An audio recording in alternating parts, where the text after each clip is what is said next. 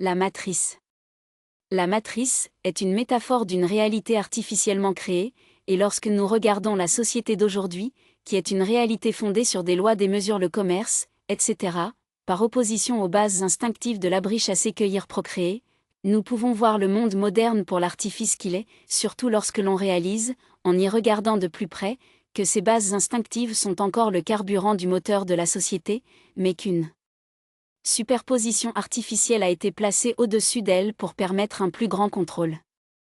Dans le film, il est révélé que les personnes branchées à la matrice ne sont rien de plus que des batteries utilisées pour alimenter la grande création artificielle, et cette métaphore reste vraie lorsque l'on observe la société actuelle et que l'on comprend qu'elle fonctionne grâce à la participation volontaire de ceux qui en sont esclaves, et qu'au moment où l'une de ces esclaves batteries s'affaiblit, elle est rapidement jetée et remplacée par une nouvelle.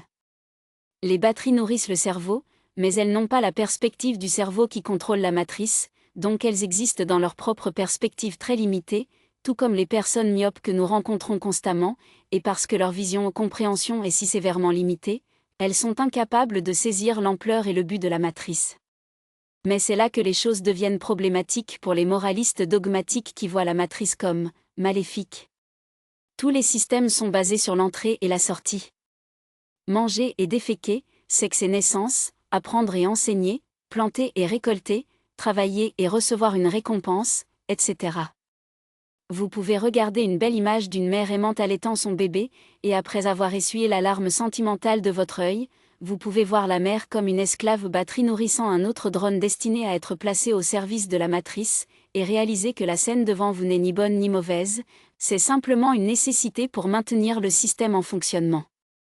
Ceux qui sont à l'extérieur du système subsistent dans une peur constante et un combat avec le monde naturel, dans une lutte incessante pour survivre contre les éléments, la soif, la famine, les bêtes, les insectes, les furoncles, les bactéries et la biologie, ne se relaxant jamais vraiment ni ne profitant de la vie, ne s'engageant jamais dans la philosophie et la pensée supérieure, ne s'étendant jamais au-delà de leur existence bestiale de base, éternellement ennuyés par la monotonie de leur vie torturée. Ceux qui sont contributivement à l'intérieur du système vivent dans une abondance perpétuelle, ayant la somme totale des connaissances et de l'expérience humaine à portée de main. Profitant des avantages d'un buffet illimité de relations insouciantes accessibles d'un simple glissement à droite.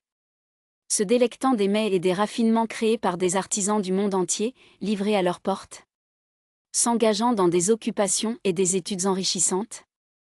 Vivant, apprenant, travaillant, faisant des achats, dînant et faisant la fête dans des infrastructures somptueuses qui ne sont pas affectées par le climat extérieur. Ne s'ennuyant jamais car un divertissement illimité et sans restriction de chaque indulgence, tentation, enrichissement et perversion n'est qu'à un clic ou un appel. Maintenant, vous regardez cette comparaison et voyez soudain une juxtaposition qui vous est assez familière. La comparaison entre vivre dans la béatitude du nouveau royaume ou lutter pour survivre dans les ténèbres extérieures. Soudain, votre perception de la matrice, et les positions du bien et du mal données dans le film, sont inversées, et vous vous demandez. Était-ce le but depuis le début ? La matrice et les autres films de lutte contre le système sont-ils un filtre pour amener les personnes subversives à se révéler et à rejeter le nouveau royaume ? Si c'est la question que vous commencez à poser, alors la prochaine question devrait être.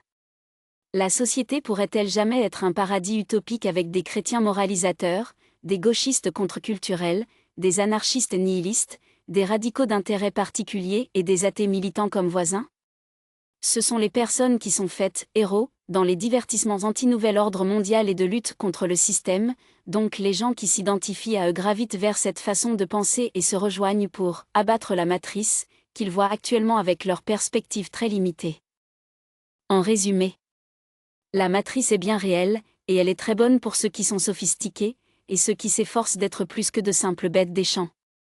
À l'inverse, la matrice est très mauvaise pour ceux qui sont rebutés par l'idée de contribuer à l'amélioration de la société, ce faisant, à leur propre amélioration. Mais la matrice d'aujourd'hui est très analogue au programme informatique présenté dans le film, en ce sens que le programme est actuellement imparfait car rempli de codes corrompus, donc lorsque les personnes mauvaises et les corruptions sociétales seront enfin supprimées par le Seigneur réel, le système sera perfectionné.